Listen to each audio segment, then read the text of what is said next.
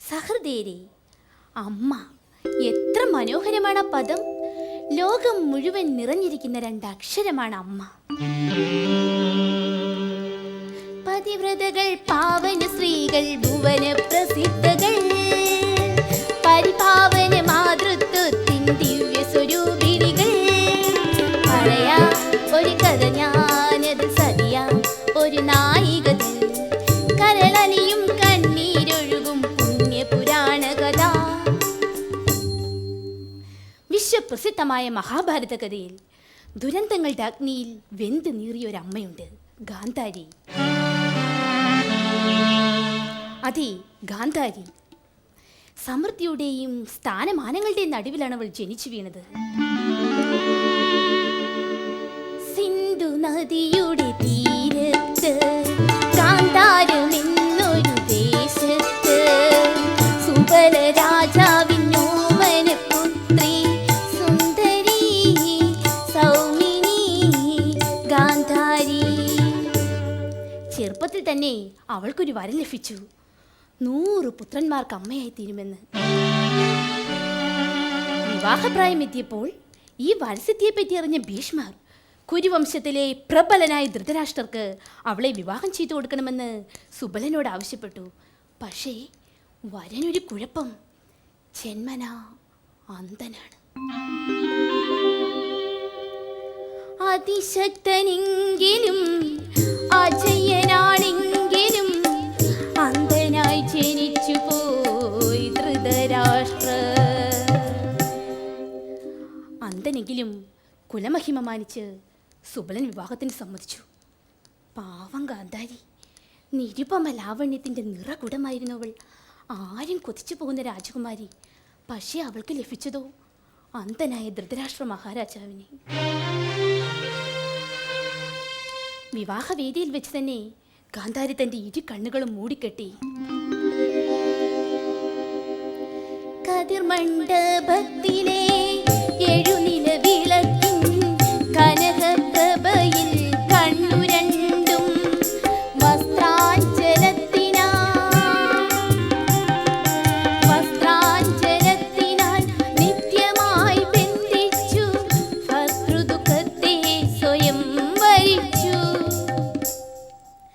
വർഷങ്ങൾ കടന്നുപോയി. ഗാന്ധാരി 100 പുത്രന്മാർക്ക് അമ്മയായി തീർന്നു.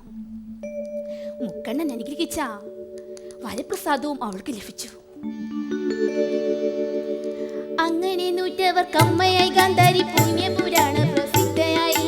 അങ്ങനെ 100 അമ്മയായി ഗാന്ധാരി പുണ്യപുരാണ പ്രസിദ്ധയായി. കാലം കടന്നുപോയി. കൗരവരും പാണ്ഡവരും തമ്മിൽ ശത്രുതയിലായി.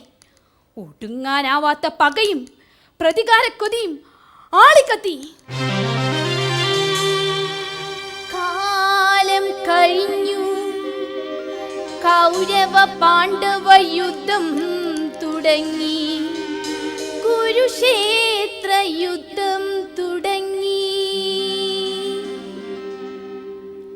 യുദ്ധാരംഭത്തിന് മുൻപ് അനുഗ്രഹം തേടിയെത്തിയ സ്വന്തം പുത്രനോട് പോലും ധർമ്മം ജയിക്കട്ടെ എന്ന് അനുഗ്രഹിച്ച് അയക്കുക മാത്രമാണ് ഗാന്ധാരി ചെയ്തത്. സഹോദരന്മാർ പടക്കളത്തിൽ ഏറ്റുമുട്ടി.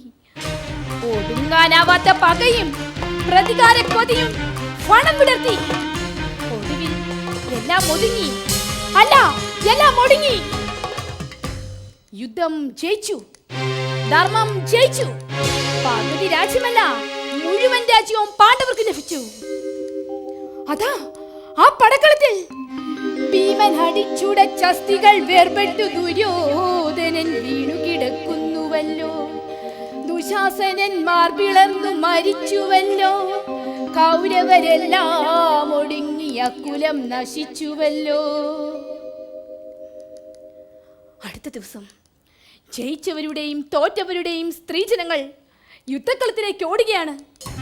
അലമുറയിട്ട് കരഞ്ഞ് ശവക്കുനകൾക്കിടയിലൂടെ പ്രിയജനങ്ങളുടെ ശവശരീരം അവസാനമായി ഒന്ന് കാണുവാൻ, വാരിപ്പുണരുവാൻ. അതാ കണ്ണുകൾ മൂടിക്കെട്ടിയ കറുത്ത തുണി നനച്ച് കണ്ണീരൊഴുക്കി അവരിരിക്കുകയാണ് ഗാന്ധാരി. നൊന്ത് പ്രസവിച്ച 100 മക്കളും മരിച്ച ഗാന്ധാരി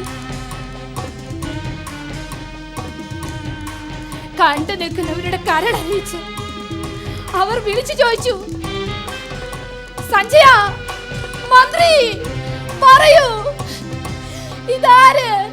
എന്റെ മകൻ ദുര്യോധനനോ, ദുശാസനനോ, അതോ അഭിമന്യുകുമാരനോ? പറയൂ സഞ്ജയ, പറയൂ.